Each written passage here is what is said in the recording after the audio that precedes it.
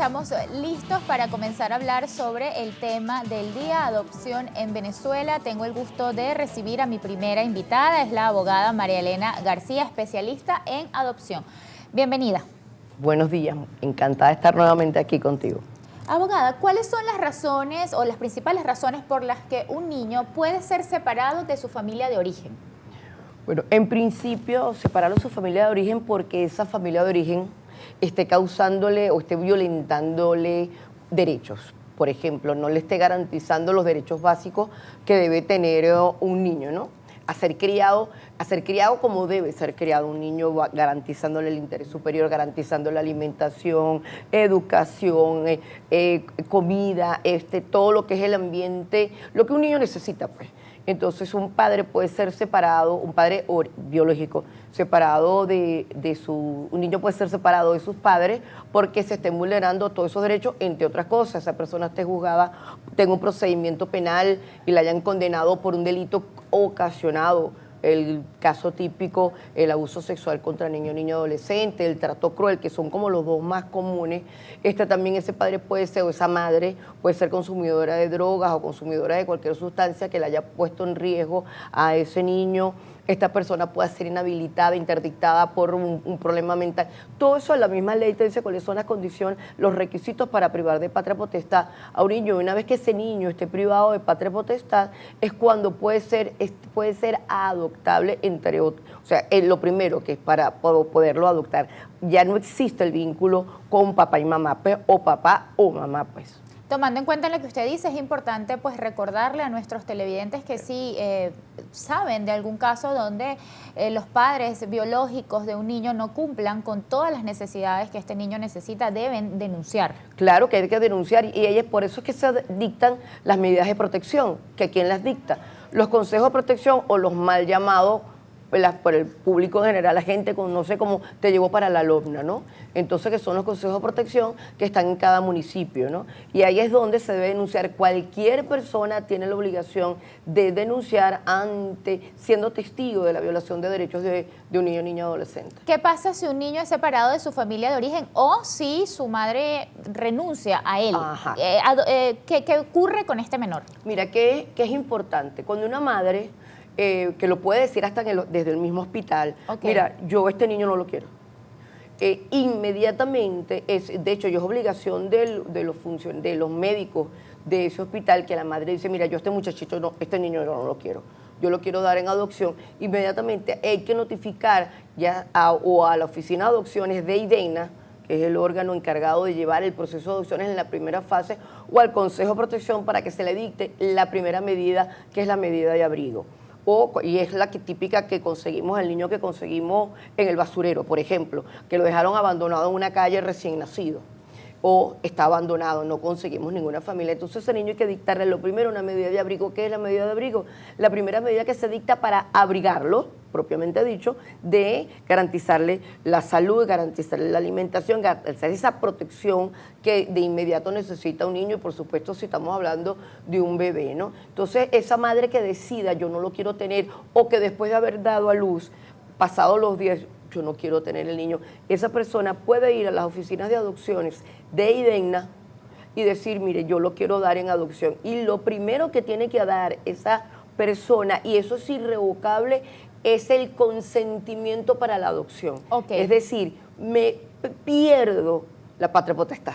Porque para yo poder adoptar no puede existir una patria potestad, a nadie puede tener patria potestad. Renuncia a eso. Entonces renuncia a la patria potestad y ese niño entra en lo que llamamos, ese niño es adoptable. Si el niño entra en lo que se llama adoptable, ¿cuáles son los requisitos para esos padres que quieren postularse como potenciales padres adoptivos? ¿Qué es importante?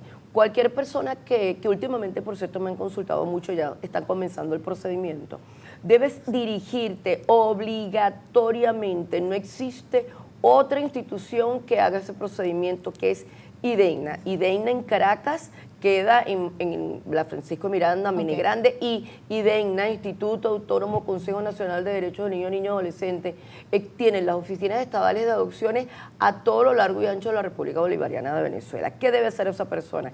Dirigirse a esas oficinas y consignar una serie de requisitos. ¿cuáles son esos requisitos? A partida de nacimiento, si está casada y quieren hacer, porque la adopción puede ser conjunta o puede ser solamente, puede ser yo sola. Pues Importante que lo diga porque se piensa que las personas deben estar casadas. No es necesario. Pues casadas o en unión estable de hecho, o la persona solteras. O puede ser unilateral. Una persona soltera puede adoptar perfectamente, ¿ok? Claro, que cumpla con los requisitos, que tenga trabajo, que se le tiene que hacer tiene que tener una constancia de persona sana. Por supuesto, una persona con una enfermedad terminal no tiene sentido iniciar un procedimiento de adopción. Tiene que tener antecedentes penales, por supuesto, y hoy día más que tenemos tantos casos de, lamentablemente, personas que son pederastas o pedófilos y buscan procedimientos de adopción como una forma de concretar pues esa condición o y cometer el delito con ese niño adolescente. Tienen que tener partida de nacimiento. Si esa persona, por ejemplo, tiene otros hijos, porque tú puedes tener otros hijos y puedes tener todo el deseo de adoptar los actas de nacimiento de esos otros hijos, porque es importante, esos otros hijos también tienen que dar el consentimiento si quieren, si quieren tener un hermano adoptivo, pues. Ok, entonces lo primero es llegar a la IDENA y solicitar, ¿es una planilla? Mira, es una planilla, tienes que llenar una carpeta pues con todos estos requisitos, por supuesto llenas una planilla, te van a hacer una serie de evaluaciones psicológicas, sociales, y te digo, siempre se insiste mucho con el tema médico, y una vez que te hagan esas evaluaciones, tú tienes que resultar ser idóneo. Es el requisito que se le exige a la persona. Por supuesto, estar inscrito en el programa de Familia Sustituta, porque eso es un programa que IDENA y muchos consejos consejos municipales de derechos, los que dependen de los consejos de las alcaldías, dictan los talleres para la formación de las familias sustitutas, y se inscriben en el programa de Familia Sustituta, que son esa base de datos, por decirlo así, que debe tener IDENA y esas oficinas de adopciones a nivel nacional, de todas esas familias que han consignado sus requisitos, que han pasado los exámenes y que ya son idóneas, pues son las familias futuros padres adoptantes de esos niños que son adoptables. Son trámites muy largos porque existe ese mito. No, es que es imposible adoptar en Venezuela. ¿Esto es cierto? ¿Es un trámite largo? Mira, es un trámite que es lo que hace más complejo, entre otras cosas, pero vamos a hablarte el que más tiempo puede tomar. Hacer las evaluaciones. ¿Por qué? Hacer las evaluaciones implica tener un equipo multidisciplinario, Beatriz. Y a veces, por los temas de cualquier cosa que pueden empezar hasta presupuestarios, no se cuentan en las oficinas de adopciones con todo ese personal técnico que haga esas evaluaciones. Y sin esa evaluación es imposible que esa persona pueda adoptar. Entonces, a veces se tarda, o el equipo multidisciplinario que pasa, por ejemplo, en Caracas. El equipo multidisciplinario de Caracas es pequeño, bueno, hasta la última información que tengo, no es el que quisiéramos bien amplio para tener el número de solicitudes de adopciones. Entonces se hace un poco lento porque son muchas personas que pueden estar solicitando ser evaluadas para poder ser adoptantes, y no existe los suficientes trabajadores sociales y psicólogos y médicos para terminar, que básicamente son los que hacen la evaluación para esas familias. Entonces ahí viene la primera dilación en cuanto al trámite. Es importante mencionar que muchas personas pensando o tomando como referencia que a lo mejor el trámite es un poco largo, recurre a otros métodos ilegales para tener un niño en casa. ¿Qué pasa con ello? La gente no sabe, o de ese desconocimiento que no te exime de responsabilidad, que estamos ante un delito. Totalmente. Estamos ante trata de niños. Entonces, tú no puedes, que se hace mucho, no es mentira, Beatriz, pero las personas tienen que saber que no pueden acceder ni ir y caer en esa tentación terrible porque no van a lograr conseguir documentos válidos cuando tengan ese niño. Llegan, el niño lo dejan abandonado en en la calle o alguien, no, mira, tú sabes, en la comunidad, muchachito, la mamá no lo quiere, ay, déjame traérmelo. Se llevan al muchachito para la casa, se llevan al niño para la casa y pasa 1 año, 2 años sin ningún papel. Entonces después, ¿dónde está el acta de nacimiento? No sabemos, porque la mamá estaba en situación de calle. Eso es un caso que te digo, un caso que conozco. La mamá estaba en situación de calle y no se sabe de la mamá, y el acta de nacimiento, no hay acta de nacimiento. Ya empezamos a tener grandísimos problemas. ¿Quién va a sacar esa acta de nacimiento? Entonces puede ser que ese niño pueda llegar a 7, 8 años, como ha pasado, sin un solo papel, y donde esa persona ha tenido durante todo ese tiempo ese niño de manera ilegal. Lograr la legalidad de ese niño es la situación más dolorosa, y que se los digo, si tú vas a donde tienes que ir, que ya sea el Consejo de Protección o la oficina de IDENA, lo primero que van a hacer es quitarte el niño, porque lo tienes de manera ilegal. Entonces, ese niño hay que empezar a tramitarle desde algo tan básico como su acta de nacimiento. Entonces, eso por una parte, eso es una forma con que las personas, el niño que se encuentra vamos a decir, en abandono, mal llamado abandono, sí, dentro de la comunidad, y yo lo voy a proteger. No lo estás protegiendo, lo que estás es vulnerándole derechos. Y otro, lamentablemente, en centros asistenciales, ya sean públicos o privados, que puedan prestarse a esa práctica totalmente delictiva, Totalmente. que no vamos a negarlo, que ha existido durante años, ahorita y antes existió en Venezuela. ¿Cuáles son, abogada, los tipos de adopción? Tenemos, la adopción en Venezuela solamente es adopción plena. La Ok, adopción ¿en qué plena. consiste? En la adopción plena es que tú pasas a ser el papá de ese niño. Y ese con la partida de nacimiento. Con la partida de nacimiento, con el nombre y apellido, con el apellido, de hecho, le pueden hasta cambiar el nombre que él haya tenido original en su acta de nacimiento, le pueden cambiar el nombre, pero él va a ser hijo de Carlos y María, o de Carlos o de María. Con los mismos derechos de los hermanos, de los hijos biológicos de esta pareja, si existieran. Con los mismos derechos. Y importante, no queda rastro, pues no queda una marca, un antecedente en esa acta de nacimiento que diga, es adoptado. No, el acta, importante, el acta de nacimiento con la original, con sus padres biológicos, esa acta de nacimiento se anula. Okay. Cuando se decreta la adopción. Esa acta de nacimiento se anula y se hace una nueva acta de nacimiento que ninguna parte va a decir cuál fue el procedimiento que ese niño llegó a ser hijo de esta pareja o de esta persona. Tenemos también la adopción de los hijos de la pareja, que es la adopción intrafamiliar, ¿okay? Y que se da muchísimo. ¿Okay? Y te casaste, tu pareja tenía ya un niño, ese niño lo criaste porque tu pareja, cuando el niño estaba chiquitico, claro, y ese niño es tu hijo. Bueno, ese procedimiento también se hace ante el IDENA, también se hace ante tribunales, y es lo que se llama la adopción intrafamiliar, que es importante allí, que ese padre, vamos a suponer que en el caso de que el papá, el nuevo cónyuge de esta muchacha, de esta persona, es el que va a asumir esa paternidad, el padre biológico tiene que dar el consentimiento para esa adopción. Renuncia a su patria potestad. Donde se complica a veces y se hace largo el procedimiento, Beatriz, cuando ese padre biológico se niega a dar el consentimiento. Entonces hay que acudir a un procedimiento de privación de patria potestad, o si es que está entre las causales, o si esa persona no quiere dar el consentimiento, lamentablemente esa adopción no se puede dar y pasa. Papás que ni están pendientes, ni atienden al niño, pero como el refrán muy criollo, ni lavan ni prestan la batea, o sea, y siguen, no están pendientes de ese niño, esta persona lo ha criado de chiquitico, pero no quieren darle la oportunidad a que este padre sea y que ese niño lo ve, ese niño ve esa figura como su figura paterna. ¿Okay? ¿Cuál es el seguimiento? Disculpa, la adopción de adultos. También se puede dar la adopción de adultos. ¿Okay? ¿Cuál es el seguimiento que le hace el IDENA a estos niños que son adoptados? Mira, durante el procedimiento de adopción, sea en principio por parte de IDENA o del equipo multidisciplinario del tribunal que esté llevando la adopción, deben hacerse informes de seguimiento.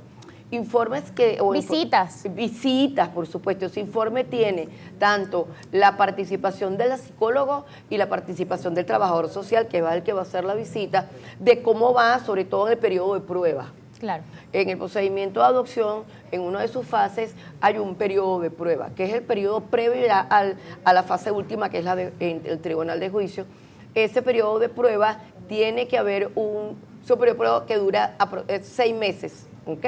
Durante esos 6 meses deben existir por lo menos 2 informes de seguimiento de cómo va ese procedimiento de adopción en esa familia, pues. Abogada, hablamos de las pruebas a las que se someten los padres que, bueno, quieren postularse como padres adoptivos. Los niños, ¿qué evalúan de estos niños cuando llegan a una casa de acogida? Primero, evaluar, por supuesto, la evaluación psicológica para que nos encontramos ahorita mucho en nuestros niños que están en las casas hogares. Niños que son neurodivergentes. Y eso es importante que esos padres adoptivos, cuando se les presenta, porque ahí se hace una suerte de match, por decirlo así. Yo tengo esta base de datos, no es que es un sistema, que el sistema hace el engranaje, por decir, esta familia es la perfecta para este niño. No, pero sí las características, pues, porque, por ejemplo, yo asesoré a una persona que un señor, 50 años aproximadamente, que él quería adoptar a un niño de más de 11 años, más de 10 años, porque por supuesto él ya no estaba para tener muchachitos chiquitos. Pero qué bonito, porque cuando hemos entrevistado acá a los representantes de Fundana, por ejemplo, siempre nos mencionan que los padres que se postulan al programa de colocación familiar son para niños pequeños y que es importante decir que ellos no pueden escoger a los niños, sino que hay un personal que, por supuesto, va a poner a este niño en un hogar según las características y las necesidades de este niño. Así es. Entonces, bueno, esta persona a mí me llamó y me pareció genial que quisiera adoptar a un niño en los que no adopta nadie. Después que el niño tenía 3, 4 años, 5 años, difícilmente son adoptados. Eso es lamentable. ¿Sí? Este señor sí decidió adoptar un niño y se logró hacer el emparentamiento y el niño está en la neurodivergencia, ¿no? Y ha sido difícil, pero mira cómo esta persona, con toda la dificultad del niño neurodivergente y bien complicado, y aparte de su historia familiar bien difícil, se ha logrado el emparentamiento y ya están en su proceso para decretar la adopción, pues. Pero es importante, por supuesto, porque la familia que va a adoptar puede decidir, porque yo puedo ir y me inscribo. Me inscribí y yo quiero adoptar, y bueno, yo quiero adoptar, principalmente va a ser una niña que sea de 5 años, ya. Yo aquí no puedo decir no, que si catirita, que si flaquita, que si gordita, nada de su historia, ¿ok? Básicamente, ¿cuál es el perfil que yo quiero adoptar? Pues yo quiero solamente niñas, yo no quiero varón, yo quiero niñas y quiero aproximadamente entre 3 y 7 rango de edad. Un rango de edad, ¿ok? Entonces, la oficina de adopciones que tiene que ver de esa número, esa cantidad de niños que debes tenerlos todos registrados, que tengo para adoptar, decidir, mira, puede existir vamos a ver si hacemos un emparentamiento de esta familia o esta persona que está solicitando con esta niña que tenemos en esta casa hogar.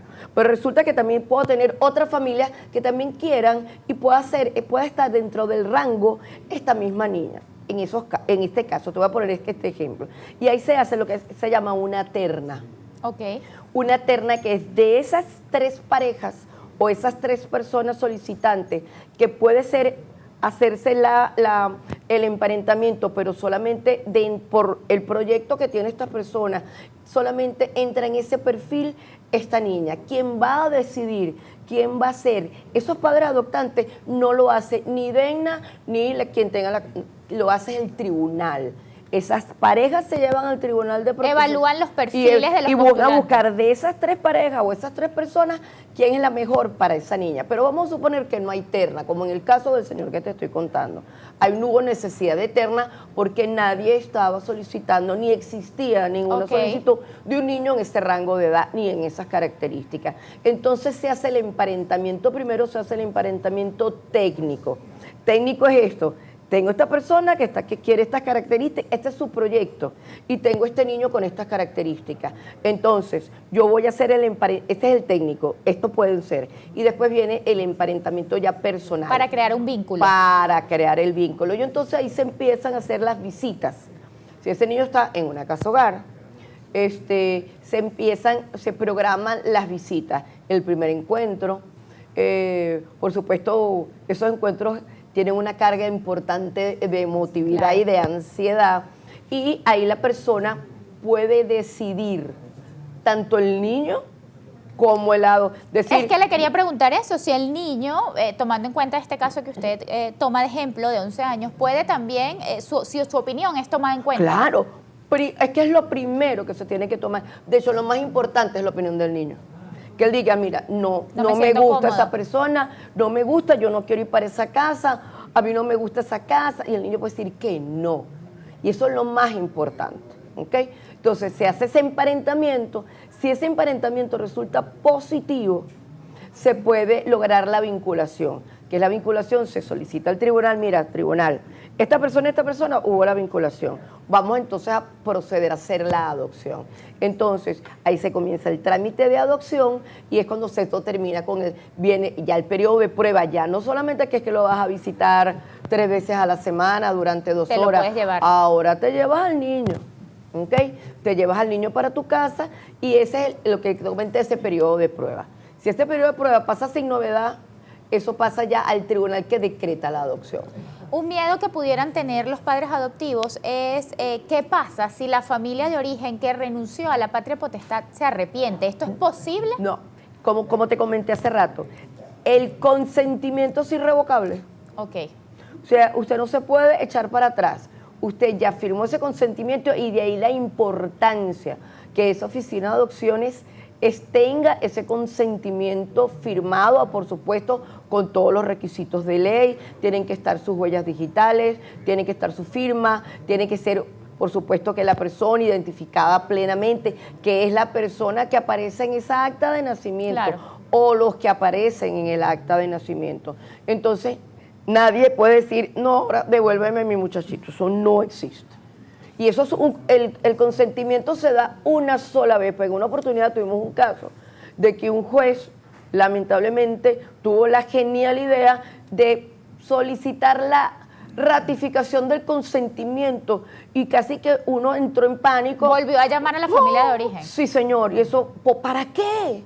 ¿Para qué? Para caer en... O sea, aparte que eso no está en la ley. Entonces, por supuesto, esos vicios. ¿Y en dónde incide eso, Beatriz? Muchas veces el desconocimiento. Como el procedimiento de adopción, no todos los jueces lo conocen a plenitud, a veces pasa que cometen en este caso que fue realmente terrible, gracias a Dios, no se contactó a esa persona. Llegan preguntas en nuestras redes sociales y quiero compartirlas con usted. ¿Cómo sería el proceso de adopción para una mujer soltera en caso de ser viuda, teniendo todos los requisitos? Perfectamente, que es importante. Tiene que existir una diferencia de edad de 18 años entre ese niño adolescente y la persona a adoptar. Debe existir mínimo 18 años de edad, salvo los casos que te comenté de adopción intrafamiliar, que puede darse el caso que no existan esos 18 años de edad, pero como es la intrafamiliar, por supuesto el tribunal lo considerará, pero no es impedimento, pues, en esa excepción. Los casos de adopción intrafamiliar y cualquier otro caso, pero sí, quien va a decidir si el rango de edad es menor de 18 años, quien tiene que decidir si es idónea la persona es el tribunal. Otra consulta, ¿hay límite de edad para la adopción siendo soltera? No hay límite, la ley no coloca límite de edad. Por supuesto que ¿dónde se va a evaluar? Como te hablé hace rato, uno de los requisitos es la evaluación médica. Estamos hablando de una persona ya de edad muy avanzada, que esa persona requiera atención especializada de otras personas, por supuesto esa persona no va a poder atender a un niño. Y una de las cosas de ese niño lo que está buscando es una familia. No está buscando a un grupo familiar donde no va a haber un grupo familiar, sino, por ejemplo, una persona de avanzada edad que está atendida por puras enfermeras. ¿quién va a atender a ese niño? Es un grupo de enfermeras, al final no va a ser esta persona por la avanzada edad o la condición médica que tenga. Entonces, por supuesto, y eso volvemos, ¿quién va a decir la última palabra de que esa persona es idónea? Va a ser el Tribunal de Protección. Buenos días, Beatriz. Yo conocí un caso de adopción, todo realizado por ley desde bebé, pero los padres le contaron a partir de los 7 años que eran padres en adopción. ¿Esto es viable decirlo a esa edad? Importantísimo. Esto es lo que se llama el descubrimiento. Es importantísimo que los niños en procedimiento de adopción conozcan, claro, sepan de dónde vienen, que sepan sus orígenes. De hecho, es tan importante que hasta por la parte psicológica, los niños o adolescentes conozcan su historia. Pueda ser dolorosa o no, pero deben conocer su historia y deben, por supuesto, no hacer de su pasado un drama, ¿ok? Pero si él pregunta y él quiere saber de su historia familiar, eso es su derecho, ¿ok? Entonces, pero el descubrimiento que se le hace sobre todo a los niños pequeños, que él está en un procedimiento de adopción, es importantísimo y es requisito, y sobre todo los tribunales así lo solicitan. También llega otra consulta, Jocelina González, saludos, excelente tema. Pregunto a la doctora, repetir el nombre de la institución. IDENA se escribe I, D de Damasco o Dinamarca, IDENA, E de Ecuador, N de nada y A de América. IDENA. Doctora, vamos a repetir dónde está ubicado. Está ubicado en Caracas. En Caracas está en el edificio Menegrande, eso queda en la Francisco de Miranda, exactamente enfrente de la entrada a la Floresta. Y en el piso 2, ahí están las oficinas de adopciones de Caracas. ¿Y quienes no viven en Caracas, qué pueden hacer si quienes quieren no ser viven padres en Caracas adoptivos? pueden dirigirse a estas oficinas y preguntar la dirección de las oficinas regionales de IDENA. En cada estado en Venezuela existe una oficina estadal de adopciones que se encargan de hacer ese trámite importante. Las adopciones internacionales, que también es la que menos se da. Internacionales solamente se tramitan por Caracas. Okay. O sea, yo estoy en el Zulia, yo quiero hacer un trámite de una adopción internacional, tengo que obligatoriamente hacerlo por Caracas y por los tribunales de Caracas, sí señor. La señora Dinaira Rangel, buenos días. ¿Cómo es la adopción en adultos? Adopción en adultos, que es importante. La adopción en adultos se hace ante los tribunales de protección, que la gente creerá, pero ¿por qué tribunales de protección si son adultos? Pero así lo estableció en la misma sala el Tribunal Supremo de Justicia, en sala plena, que independientemente que sea una adopción, el adulto sea el que se va a adoptar, debe llevarse por los tribunales de protección. De igual forma, debe hacerse las evaluaciones, ya no tan rigurosas, pero sí debe hacerse el inicio de este procedimiento de adopción de adultos ante la oficina de adopciones igual de IDENA, ¿ok? Es un trámite más sencillo y existe un error que yo he visto en tribunales de municipio, en los civiles de municipio, que dicen que las adopciones de adultos se hacen por tribunales de municipio. Eso es falso. No se hace ante tribunales de municipio, no es el competente, ni es la materia que le corresponde a un tribunal de municipio hacer el trámite de adopción. Pero lo he visto en tribunales de municipio que en sus carteleras, donde dicen sus competencias, colocan la adopción y hablan de la ley de adopciones. La ley de adopciones fue derogada en el año 98 con la entravigencia del OMNA. Estamos de regreso en Entre Noticias, hoy conversando sobre el proceso de adopción en Venezuela. Hemos recibido preguntas en nuestras redes sociales, Entre Noticias EB, Bea Lugo. Tengo el gusto también de darle la bienvenida a mi segunda invitada, es Gisela Loaiza, representante de Fundana. Bienvenida, Gisela, buenos días. Buenos días, gracias por la invitación. Para quienes no conocen Fundana, ¿cuál es la atención que ustedes brindan y desde qué año están trabajando en el país? Fundana es una entidad de atención, tiene 34 años ya, protegiendo la infancia. Y ese es como nuestro gran lema. En este momento, bueno, Fundana cuenta con muchos programas y tenemos la entidad de atención en donde específicamente se abrigan por orden del tribunal o de algún consejo de protección. Que lo venía comentando la abogada. Exactamente, a niños y niñas que en ese momento no pueden recibir los cuidados de su familia de origen. ¿Okay? Entonces, cuando el consejo de protección o el tribunal decide la intervención, pues Fundana es ese lugar a donde ellos pueden llegar. Estamos ubicados en la ciudad de Caracas y tenemos, bueno, las villas de los chiquiticos se llama, y es el espacio en donde los niños están y desarrollan por el tiempo que dure esa medida de abrigo. Ahí reciben, por supuesto, atención multidisciplinaria, médico, especialistas de psicología, de terapia ocupacional, de terapia de lenguaje, cualquier necesidad que uno pueda identificar. Y viven ahí con cuidadoras especializadas, van al colegio, hacen sus actividades en la tarde, tienen tareas dirigidas, o sea, se trata de cubrir todas las necesidades básicas de esos niños. Tenemos un perfil de niños entre 0 años y bebés recién nacidos y los 7 años aproximadamente. Ese es el perfil como de acogida. Es una entidad de atención temporal. ¿Ustedes tienen allí niños que en algunos casos van a regresar a su familia de origen? Sí, de hecho se establece o se trata de que la mayoría de los niños vuelvan con sus familias de origen. Eso ha llevado un poco a Fundana a desarrollar otros programas. Tenemos el programa de fortalecimiento familiar, que se encarga justamente de apoyar en los aspectos psicológicos, nutricionales a esas familias que necesitan hacer de repente algún cambio dentro de su entorno para mejorar la atención de sus hijos. Tenemos también un programa que se llama Cuida, que lleva las reintegraciones familiares.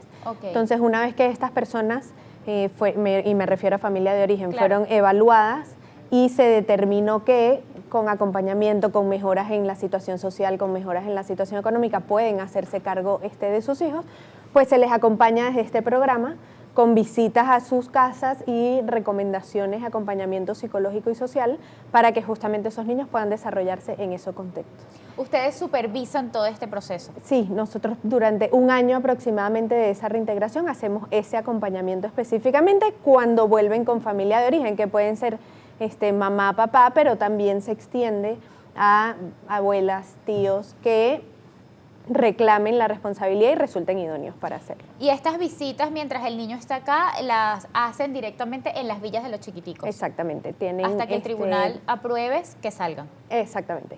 Y se hace ese acompañamiento en la vinculación, se hace intervención psicológica justamente en ese vínculo y los niños reciben las visitas de su familia de origen, de hecho, los miércoles y los sábados. Niños que, como lo hablábamos con la doctora, con la abogada en el bloque anterior, bueno, sus padres han renunciado a la patria potestad o que por alguna razón las leyes venezolanas los han separado y ya están en un proceso de adopción, ¿también pueden llegar a Fundana temporalmente? Sí, en efecto, por ejemplo, en casos de niños que son encontrados en vía pública. Eso amerita una protección inmediata para además, bueno, chequear cómo está a nivel psicológico, a nivel físico, etcétera, ¿no? Entonces, por supuesto, en esos casos, mientras todos los otros trámites transcurren, ese niño puede estar protegido en una entidad de atención como Fundana. Pero claro, son niños que entonces tienen criterio de adoptabilidad y es que pasarían a el IDENA, que es el instituto que se encarga de esos procesos. Ahora bien, nos pasa que cuando tenemos familia biológica, pero no tienen las condiciones para una reintegración, está la posibilidad de colocación familiar, que es otro de los programas con los que cuenta Fundana. El programa de colocación familiar es una medida de protección en donde lo que evitamos es que el niño permanezca en la entidad de atención.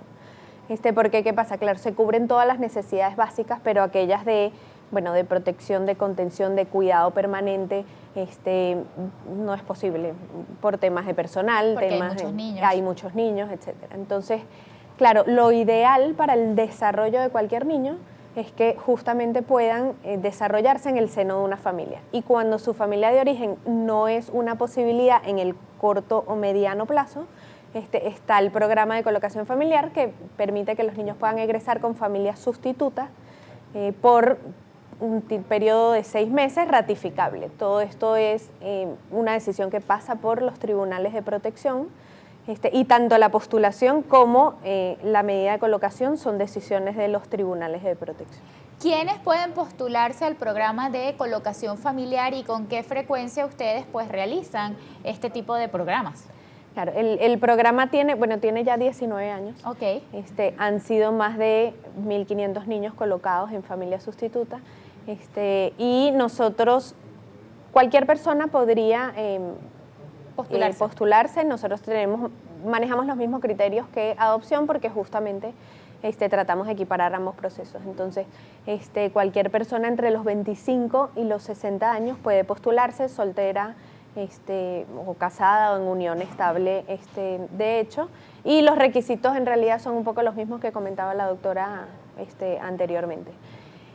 Nosotros para participar hacemos un taller de inducción o taller informativo en donde damos toda la explicación de no solo cómo es el proceso, sino por qué existe la medida. Para mí lo más importante es entender por qué la colocación familiar es una medida de protección y además es lo mejor que puede ocurrir para niños que no pueden crecer con su familia de origen, pero para quienes nunca es ideal crecer en una entidad de atención.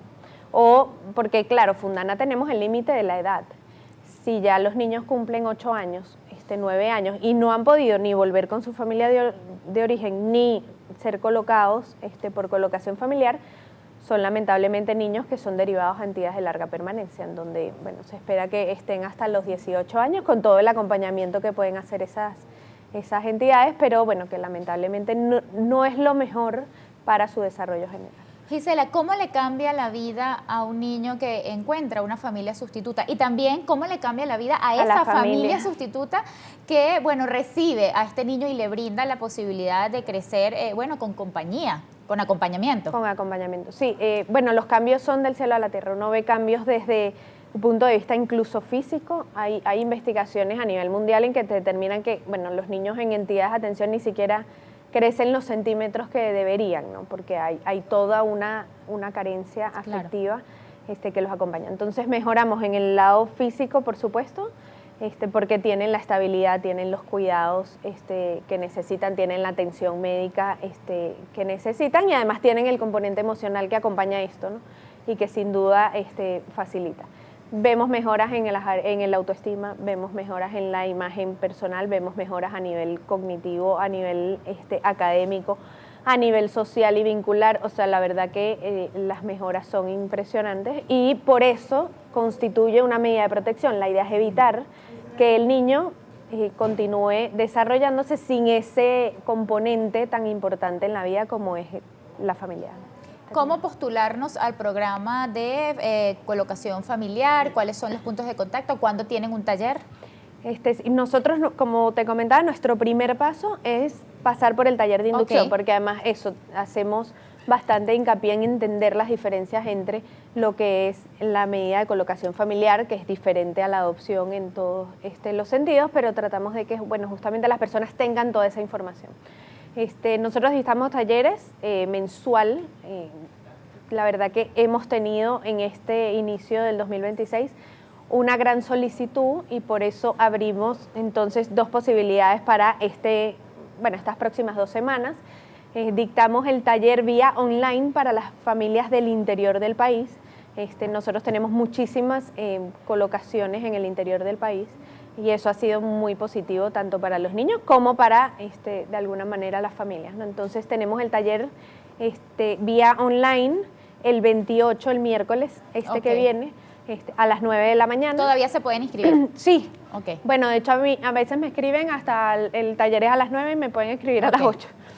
Y se les manda, es un link, se hacen por Google Meet y se dicta el taller, dura aproximadamente 2 horas y lo que tratamos es de que tengan la información y se aclaren todas las dudas relacionadas con eso. Y pudimos aperturar entonces el taller presencial que es en las Villas de los Chiquiticos. La verdad que es una experiencia chévere, ¿no? Tener esa aproximación con la entidad es una experiencia bastante positiva y ese taller se dicta el 3 de febrero a las 11 de la mañana. Ese es el próximo taller. Puntos de contacto, redes sociales, ¿de qué forma podemos ayudar a Fundana si a lo mejor queremos formar parte del voluntariado, Gisela, para despedir? El voluntariado, bueno, es otro de los grandes programas de Fundana, que apoyamos a los niños en todo, prácticamente los que necesiten. Tienen una cosa muy linda que es, por ejemplo, el tema de los cumpleaños. A cada niño se le celebra su cumpleaños con su personaje favorito, y la verdad que el equipo de voluntariado nos ha ayudado muchísimo a hacer que ese día a día de ese niño sea mejor. Para comunicarse, bueno, tenemos las redes, Instagram específicamente, @fundana_fundación. Y para específicamente el programa de colocación familiar tenemos el correo pgrandesychiquiticos, que es el nombre del programa, @gmail.com, pgrandesychiquiticos. Ahí se les brinda toda la información, no solo para participar en los talleres, sino lo que tiene que ver con recaudos, procedimientos, etcétera. Muchísimas gracias por acompañarnos hoy. Conversé con Gisela Loaiza, representante de Fundana. Ya usted tiene los puntos de contacto si quiere inscribirse en el programa de colocación familiar que van a ofrecer el próximo 3 de febrero. Estamos de vuelta acá en Entre Noticias, hoy con este programa dedicado a las adopciones en Venezuela. Recibimos comentarios en nuestras redes sociales y es momento de compartir algunos por acá. Ram, por favor, repetir el contacto de la anterior doctora, especialista en adopciones. Acá lo compartimos, es doctora García Pru, el nombre de la abogada. Paolucci, saludos desde Roma, Italia. Gracias, un abrazo. Bendiciones, Bea, para ti y equipazo de Entre Noticias. Muchísimas gracias por la sintonía. Chacón, saludos desde Apure. Katy Páez, buenos días. Feliz y bendecido domingo. Bendiciones. Margarita Josefina, saludos desde Cuba, Estado Miranda. Gracias por la sintonía en Cuba, Estado Miranda, y por tomar ese cafecito con nosotros y también por escribir sus preguntas. Nélida, bendecido día, café en mano desde el corazón de San Juan de los Morros. Ram, buenos días, Beatriz, espero que hayas amanecido bien, al igual que la familia de Globovisión. Excelente programa, gracias. Esto lo escriben desde San Martín, Caracas, el señor Ramfi. Saludos desde el estado Mérida. Gracias. Excelente la doctora Jocelyn González. Magali Salazar, tengo 2 años con estatus idóneo y todavía en espera. Bueno, Magali, no te rindas. Hay muchísimos niños que necesitan un hogar, así que qué bueno que ya hiciste la solicitud ante el IDENA. Y bueno, estos son algunos comentarios que recibimos en nuestras redes sociales. Como les decimos, el programa está dedicado a la adopción en nuestro país. Tenemos el gusto de compartir con ustedes un testimonio que nos envía la señora Rita Príncipe, madre adoptiva. Vamos a escucharlo. Hola, ¿cómo están? Mi nombre es Rita Príncipe y bueno, quiero agradecerles la invitación al programa. Siempre es muy grato para mí cuando me hacen estas invitaciones para conversar sobre mi testimonio como mamá adoptiva aquí en Venezuela. Y bueno, y hoy, luego de 13 años, porque ya mi hijo tiene 13 años y ha pasado mucho desde que nos los entregaron con apenas 10 meses. Así que, bueno, tengo mucho para compartirles y lo primero que quiero compartirles es que ciertamente es un proceso muy complejo, no solamente cuando uno decide adoptar desde la plena decisión y eso que inicia en ese momento, sino que luego que llega el bebé a casa, nos preguntamos ahora qué hago con esto, ¿no? Y viene otro proceso para lo cual como papás adoptivos tenemos que estar sumamente preparados y fortalecidos emocionalmente, espiritualmente, para manejar lo que viene. Em, a pesar de la complejidad del proceso, lo primero que quiero decirles es que es posible, es posible. Em, y esa complejidad pues uno la tiene que asumir con ese mismo nivel de conciencia de que aunque sea difícil, aunque haya mucho que no está en nuestras manos porque depende de terceros, aunque implican cargas emocionales importantes, ansiedad, manejo de la incertidumbre, em, también implica aprender a gestionarnos e ir avanzando sin romantizar el proceso, sino más bien con esa ilusión, pero con la certeza de que cada paso que damos nos va acercando más a nuestro bebé, a nuestro hijo. ¿Ok? Lo otro que quisiera comentarles ya es desde ese proceso de acompañamiento. fíjense, y es lo primero cuando uno toma la decisión. Y tomar la decisión es muy difícil porque por lo general es un plan B. Y yo quiero que no, yo quiero mostrarles que es una vía maravillosa y amorosa para hacer realidad el sueño de construir una familia, que implica además bajar el ruido externo porque hay muchos tabúes, hay muchos miedos, hay mucha desinformación, hay muchas emociones alrededor de lo que significa adoptar un bebé. Entonces hay que apagar un poco ese ruido exterior y enfocarnos realmente en lo que nos corresponde, que es buscar información, hacer lo que esté en nuestras manos para entregar todos los recaudos y averiguar cómo es el camino y confiar en que cada proceso es único como cada niño, ¿ok?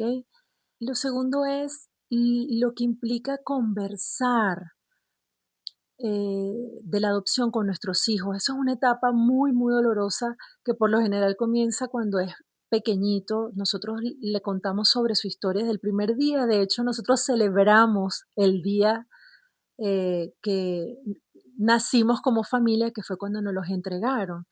Y es una oportunidad maravillosa para conversar con él sobre lo importante, lo valioso y el milagro que representa.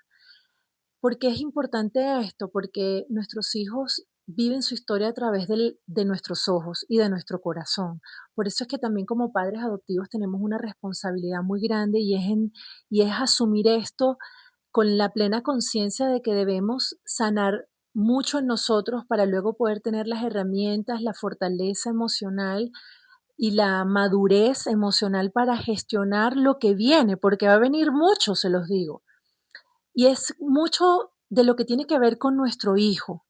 ¿Por qué? Porque esto no es una historia que comienza de cero, esto es una historia que comienza con un bebé que viene con un morralito. Y ese morral nuevamente es único como cada uno de ellos y de su historia y nosotros no podemos borrar esa historia, él tiene que conocer de su pasado, la información que haya sobre él, porque tiene derecho y porque eso va a ser un cimiento importantísimo en el vínculo que estamos construyendo con él, en esta nueva historia que estamos construyendo como familia. Tiene que comenzar bien, tiene que comenzar positivamente, con la verdad. Y eso le va a permitir a él resignificar, ir resignificando su historia acompañado de nosotros, pero en función de lo que le vaya haciendo sentido. Y allí, en ese acompañamiento, nos tenemos que hacer una pregunta muy importante como papás, y es cómo quiero estar para mi hijo. En esos momentos en los que se va a quebrar, en los que van a haber silencios, en los que va a haber mucha rabia, en distintas etapas de ese proceso de crecimiento, en que le va a venir a su mente su historia, le van a surgir preguntas y nosotros tenemos que ser capaces de lidiar con eso lo más asertivamente posible.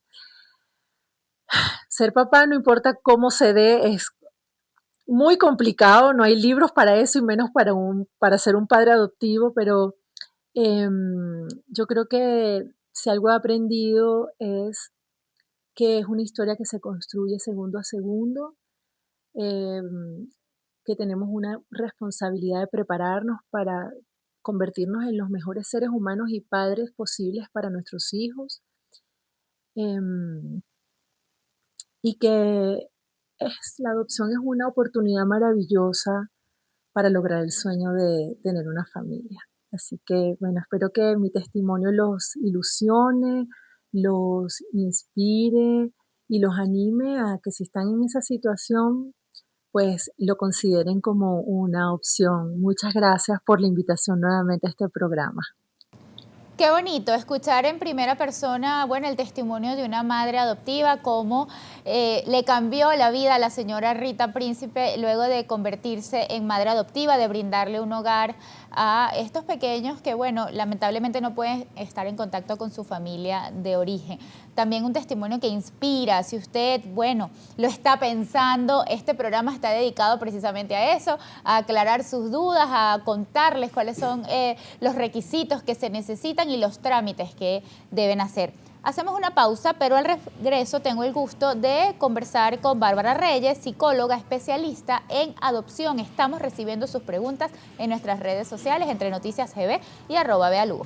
Estamos de vuelta en Entre Noticias, en este programa dedicado al proceso de adopción en Venezuela. Recibo a Bárbara Reyes, psicóloga especialista en adopción, número de federación 14305. Bárbara, bienvenida.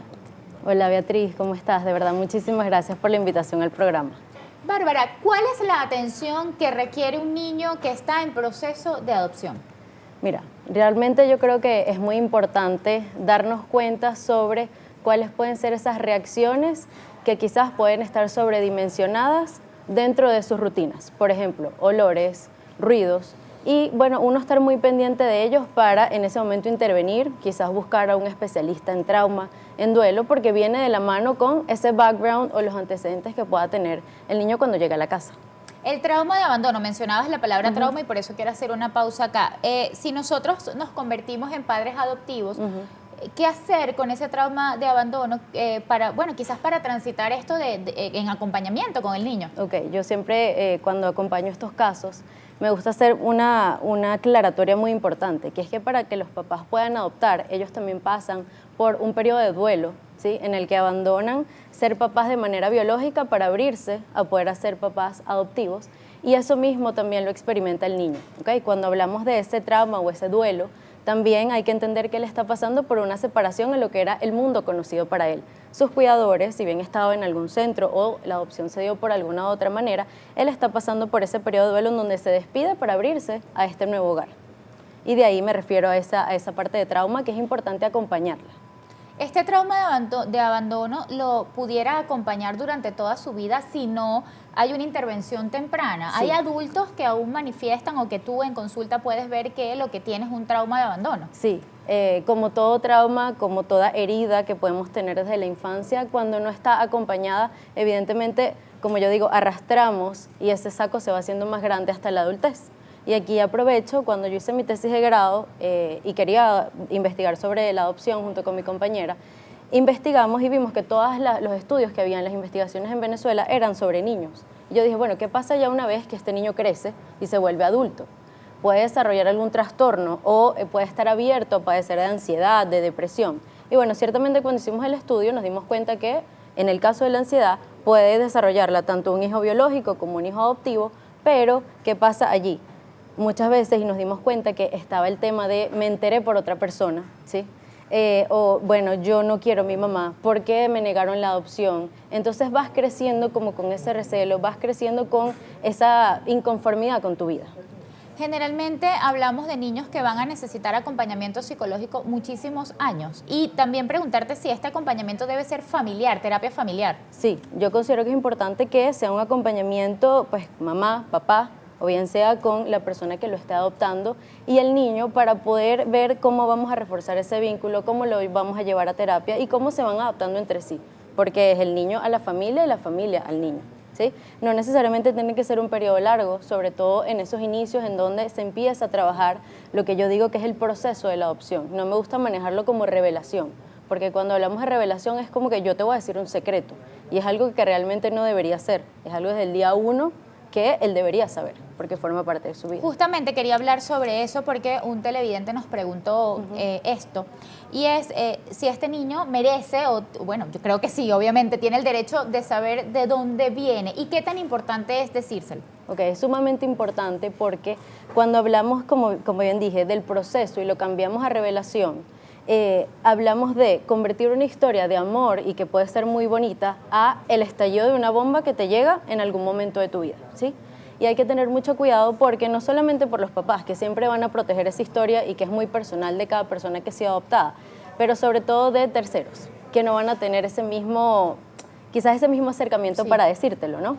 Entonces, a medida de que nosotros rompemos ese enfoque de en qué momento se habla, y el momento perfecto es desde el día 1 de que ese niñito llega a la casa. ¿Cómo lo podemos hacer? Cuando hablamos de las primeras edades de 0 a 3 años, a través de cuentos, de películas, aprovechando momentos en donde se pueda naturalizar. ¿Tú recomiendas hacerlo en edades tempranas? Sí. Para ir normalizando. Sí. Evidentemente, dependiendo de la edad que recibas ese niño y cuál lo tenga, pero podemos normalizar eso y que él escuche la palabra adopción como algo normal de su día a día.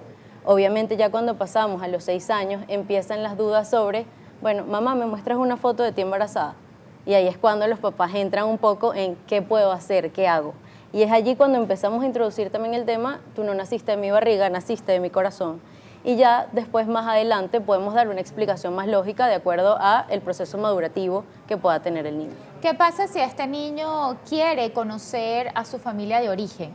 ¿Tú recomiendas, si es posible, claro, porque hay muchísimas razones por las que pudo haber sido separado de su familia de origen, pero en lo posible que su familia adoptiva fomente quizás un encuentro? Okay. Dentro de los periodos como tal del desconocimiento, hay una parte que se llama ahogamiento también en el conocimiento de tus orígenes, ¿no? Como persona adoptada. Y los papás también pueden ser ahí grandes aliados en el acompañamiento y que forma parte de sus derechos.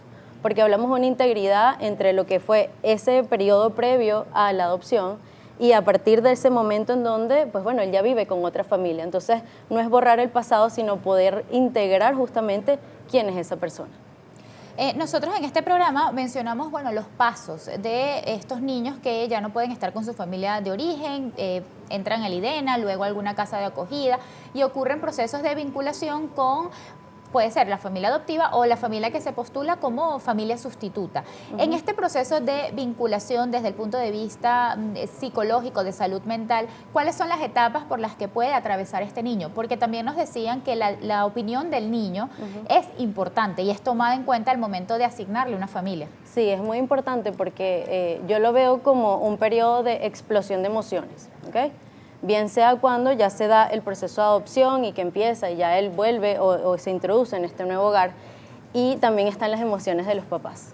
Entonces, al tener ese choque de emociones, es muy importante que se validen entre sí, tanto emociones negativas como positivas, y a partir de allí poder generar cuáles pueden ser esas rutinas para que el niño se vaya acomodando a la casa. También cuando tenemos hermanos o están hijos biológicos también dentro de la casa, cómo se maneja también esa llegada del nuevo integrante de la familia. Y otro punto importantísimo, que dentro de la pareja también hay una reprogramación o una reasignación de roles para poder atender a este nuevo integrante. ¿Cómo deben ser estos primeros encuentros? Si le estamos hablando quizás a los padres que se quieren postular, ¿qué se puede esperar de estos primeros encuentros? Porque imagino que en algunos casos incluso puede existir rechazo del niño. Sí. Y esto es normal, es lo que quiero que nos cuentes. ¿Qué podemos esperar de estos primeros encuentros y cómo a lo mejor va evolucionando la relación entre ellos hasta que te lo puedas llevar a casa? Exacto. Bueno, primero la parte del rechazo es muy normal porque viene siendo el mecanismo de defensa que puede tener el niño frente a lo que ha conocido y no experimentar nuevamente el abandono, ¿ok? Y seguido de eso, pues bueno, también podemos encontrar lo contrario cuando ellos quieren aproximarse pues de manera exagerada con ellos. Claro, con un apego excesivo. Hay un apego. ¿Y qué es importante durante todo esto? El establecimiento o la creación de ese vínculo. Y puede pasar tal cual como cuando tú vas a tener un hijo biológico. ¿Qué pasa? Está el primer contacto también piel con piel, está también la mirada, está también la búsqueda de afecto, de abrazos, de bajarse a su nivel, de poder compartir, de jugar, a través de esos momentos en donde podemos ir trabajando el vínculo hasta que, bueno, se estrecha y obviamente el niño va a buscar también a su mamá, a su papá y se va formando y busca y genera confianza. ¿Cuáles son quizás esos miedos, porque nos enfocamos en el niño, pero cuáles son esos miedos que pueden atravesar los padres? A lo mejor quizás esas señales de alarma que dicen, no, a lo mejor yo no estoy tan seguro de dar este paso por esto. Ok, bueno, hay muchos miedos y sobre todo también tabús a nivel social. Muchos tabús. ¿Qué pasa si no se parece a mí? ¿Sí? ¿Qué va a decir la gente de que a lo mejor yo puedo tener los ojos claros y mi hijo no los tenga? ¿Cómo voy a explicar que aparecí con un bebé? Exacto, ¿cómo se lo explico al resto? ¿Cómo lo manejo en el colegio? ¿Okay? Entonces, esos miedos yo creo que se pueden acompañar perfectamente en terapia y yo también considero que es importante que más allá de verlo, y como comentaban en la entrevista anterior, no es verlo como una opción B, sino puede ser una opción A perfectamente en el acompañamiento. Y es quitar ese miedo de que realmente el hijo biológico y el hijo adoptivo llegan a un punto en donde pueden ser igual y ese vínculo consanguíneo se puede establecer de la misma manera. Otro miedo que también puede existir es, como no sabemos de dónde viene este niño, si tiene algo a lo mejor, alguna carga genética que pudiera quizás comprometer su crecimiento. Te pregunto, ¿qué tan importante, por tu experiencia como psicóloga especialista en adopciones, es la crianza en la formación de este niño? Ok, la crianza es sumamente importante, sobre todo porque recuerden que esos niños, dependiendo de dónde vengan, no sabemos cómo han sido sus patrones, ¿no? Y ellos están acostumbrados, evidentemente, a lo que han vivido. Entonces nosotros a partir de allí, o como padres, tenemos que ir estableciendo esas nuevas rutinas, esos nuevos roles, esos nuevos límites, también para poder formarlo de acuerdo a la manera en como padres consideran que se debe llevar a cabo esa crianza en casa. También qué puede pasar, y de los temores, y también lo rescato, cuando le puedes llamar la atención y de repente él te dice, tú no me regañas porque tú no eres mi mamá. Sí. Y una respuesta perfecta a través de los padres puede ser, sí, está bien, yo no te di la vida, pero aquí estoy para ti, yo no te voy a abandonar. Y eso es importante reforzarlo. Bárbara, fuera de cámaras, me contó que ella pues fue una niña adoptada y que lo supo desde muy pequeña. Entonces quiero aprovechar ese testimonio que lo tengo acá porque ya escuchamos a la madre adoptiva Rita Príncipe y agradecemos por supuesto lo que nos envió. Pero ahora tengo aquí a Bárbara, no solo como psicóloga, sino también como una niña que nos puede contar en primera persona los miedos que sentía y qué tan importante fue para ella, bueno, saber de dónde venía. Okay. Bueno, la verdad que fue maravilloso, ¿sí? Desde este lado, como quien dice, desde la adopción, saberlo desde que tengo uso de razón, ¿okay? Creo que fue muy importante para la integración de lo que puede ser mi identidad y la dualidad por la que muchos podemos pasar de entender que no se borra nuestro pasado, sino más bien lo estamos integrando a partir de que llegamos a esta familia, ¿no? Y bueno, me atrevería a decir que por supuesto llega de manera sorpresiva incluso cuando nuestros padres nos reciben porque no te preparas por 9 meses, sino que simplemente no sabes cuándo llega ese momento y te adaptas. Y yo de verdad diría que, pues bueno, también depende de muchos padres, pero que con ese deseo que tienen, ese anhelo de recibirnos en casa, la verdad que bueno, en mi caso muy particular ha sido maravillosa tener y contar con unos papás y una familia tan especial. ¿Tú alguna vez o durante tu infancia, al saber que eras una persona, una niña adoptada, sentías miedo de que la familia de acogida te abandonara también? ¿O justamente fue ese cariño y ese amor con el que creciste desde muy pequeñita, te brindó la seguridad para, no, esta es mi familia? Sí, realmente a mí me brindaron toda esa seguridad y yo pude desarrollarlo. De hecho, hay teorías que te dicen que muchas veces los niños no recuerdan cuándo te lo dijeron, ¿sí? Y cuando tú no recuerdas que te lo dicen es justamente porque fue integrado tan perfecto y de forma tan natural que nunca tienes esa duda de, bueno, ¿de dónde viene mi origen? Entonces yo siempre he estado muy tranquila, sin embargo, hay casos en donde se ahogan en conocimiento en buscar cuál es ese origen. ¿En el colegio hablabas de estos temas o esto lo mantuviste, digamos, entre la familia solamente? Okay. ¿O tú sí lo podías decir abiertamente? Mira, la verdad que esto es muy importante lo que comentas porque viene siendo un proceso como muy íntimo, tanto de la familia como personal, del hijo adoptivo, ¿no?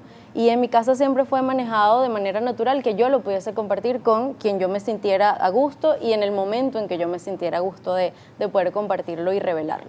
Y la verdad que para mí siempre fue tan natural que era como hablar de, bueno, soy Bárbara y no es que venía después de eso y soy adoptada, sino podría surgir y podía surgir que no, pero siempre fue muy natural. Y esa es la idea, que se maneje con la naturalidad de lo que puede ser, porque bueno, somos personas exactamente iguales a un hijo biológico. ¿Qué nos hace falta, Bárbara? ¿Cómo lo ves tú? En el país nos hacen falta quizás campañas de información sobre estos temas, no se habla lo suficiente, se sigue manteniendo como un tabú. Quiero ver, ¿qué crees tú que podemos mejorar en Venezuela? Mira, yo creo que lo que dices de una campaña en donde podamos sensibilizar y sobre todo que los padres puedan entender de que es una opción, pues bueno, súper viable, que como comentaban en las entrevistas anteriores, que si bien es cierto puede ser largo, uno puede tener la fe y la esperanza de seguir ahí para formar una familia cuando de la manera natural no puedes, ¿okay? Y también que no necesariamente, que lo he escuchado muchísimo, por adoptar un niño te tiene que venir un niño con alguna condición, porque igual pasa con un hijo biológico. Total. Tú no sabes cuáles van a ser Es una ruleta. esos Incluso retos. los hermanos son diferentes. Exacto, y no sabes cuáles son esos retos que se van a presentar. También, ¿qué puede pasar? Hay momentos y hay casos en donde no conoces cuáles son esos antecedentes médicos, por ejemplo, y lo vas descubriendo a partir de allí y creas tu historia de ahí en adelante a nivel como antecedentes de enfermedades. Puede ser. Hablemos también, Bárbara, sobre la adopción de niños grandes. Eso fue un tema que quedó allí en el aire cuando conversé con el equipo de Fundana y también con la abogada que nos acompañó en el primer bloque, porque bueno, ya nos decía que quienes se postulan en el IDENA, pues las parejas que se postulan generalmente buscan un perfil de niños pequeños. Y entonces llega el problema de Fundana cuando nos dice, bueno, es que acá es un hogar temporal que podemos tenerlos hasta los 7 años y es importante que las familias tomen conciencia de esto. Hay niños de 3, 4, 5, 6, 7, 8 años que también necesitan un hogar. Por supuesto, y eso es importantísimo, sobre todo porque existe el temor de que el reto puede ser más grande en el acompañamiento cuando adoptas a un niño, por ejemplo, de 12, 13 años, ¿no? Sin embargo, es el mismo procedimiento. Claro, él ha vivido muchas cosas y como mencionaba antes, que bueno, que estuvo expuesto a un mundo anterior en donde él aprendió a defenderse, en donde él aprendió a relacionarse de esa manera. Y también dentro de esas habilidades sociales como padres podemos acompañarlo a que él se pueda insertar perfectamente sin problema y entendiendo también que bueno, que viene de nuevo con esa herida y ese abandono y bueno, volver a experimentarlo y se va a proteger de eso, sobre todo porque tiene mayor conciencia. Pero bueno, los pasos son los mismos. Yo más bien creo que es lo más retador y bonito cuando nos atrevemos a realizar ese tipo de adopciones ya con adolescentes. ¿Cómo te cambió a ti la vida al llegar a esta familia que te recibió? Ok, bueno, yo realmente cuando sucedió todo esto tenía 6 meses, por lo cual no recuerdo un poco cómo fue esa llegada y mi adaptación, pero otra de las dudas siempre es, ¿y un niño adoptado es feliz? Y yo podría decir que, bueno, yo creo que es más que feliz, ¿sí? Y el amor, sobre todo, es lo que va a construir y va a cambiar la vida de la persona que llega a ese hogar. Y puedes quizás, te lo pregunto a ti como testimonio, dejar de sentir miedo ¿Sí? al abandono, digo, porque, Sí. bueno, gracias a Dios tuviste la oportunidad de ser informada y pudieron no haberlo hecho, porque si te adoptaron a los 6 meses, esto fue una decisión que tomó tu familia Claro. consciente, gracias a Dios. Pero en el caso de que no te lo hubiesen dicho, ¿crees tú que hubieses tenido otro tipo de infancia, de adolescencia? Claro, claro, sobre todo porque sin querer te puedes enterar por terceros, te puedes enterar Claro, por también un lo decían. documento que encuentres en la casa y tú dices, bueno, ¿qué hago O por ahora? esa foto que pides de tu mamá embarazada. Ajá, ¿y qué hago yo ahora? Y sobre todo en la cabecita, dependiendo de la edad que tengas como niño, y bueno, ¿y qué pasó en toda mi vida? O sea, yo viví una mentira a lo largo de tantos años que yo no sabía quién era. Entonces ahí es cuando vas creando el rechazo a tu familia y como hablamos al principio, vas arrastrando también como ese tema de por qué me adoptaron y por qué me pasó esto, por qué nunca me lo dijeron. Entonces es muy importante eso, justamente para tú trabajar y tener un desarrollo adecuado de lo que es tu identidad, que lo sepas. Y eso es lo que va a permitir que tú vivas una vida plena, una vida feliz. ¿Y tú crees que esta historia de vida, bueno, te ha llevado quizás a sensibilizarte por estos temas? Porque Sí. no solamente escogiste ser psicólogo, trabajar con la salud mental, sino que también te especializas en niños y además en el tema de la adopción. Sí, sobre todo... ¿De qué forma tu historia de vida ha marcado, bueno, ya tu camino profesional? Claro, sobre todo en el acompañamiento de los padres, que creo que es lo más importante por justamente lo que hablábamos, de ese miedo que pueden tener de dar el paso. Entonces mi aporte o ese granito de arena puede ser a que realmente no lo piensen, si existe la posibilidad de que lo puedas hacer, pues bueno, puedes formar tu familia de esa manera y que no va a pasar absolutamente nada malo. Es adaptarse a él y ellos a su hijo y formar esa familia. Y también exaltar que, lo decía la abogada, los requisitos para adoptar, porque bueno, es que yo no estoy casada, o bueno, es que yo me divorcié, o una señora que nos escribió, es que yo soy viuda. Una persona soltera, mayor de 25 años, puede ser seleccionada como madre adoptiva. Sí, sí lo puede hacer y yo creo que también como hablábamos en la campaña, quizás esa misma, desinformación no permite que también esto se lleve a cabo. Quizás sí uno puede llevar a cabo, pues bueno, talleres para padres, talleres también para personas que pueden estar interesadas y quizás no saben a dónde acudir. Eso es importantísimo para que se puedan dar, yo creo que más adopciones y hacer feliz a más niños.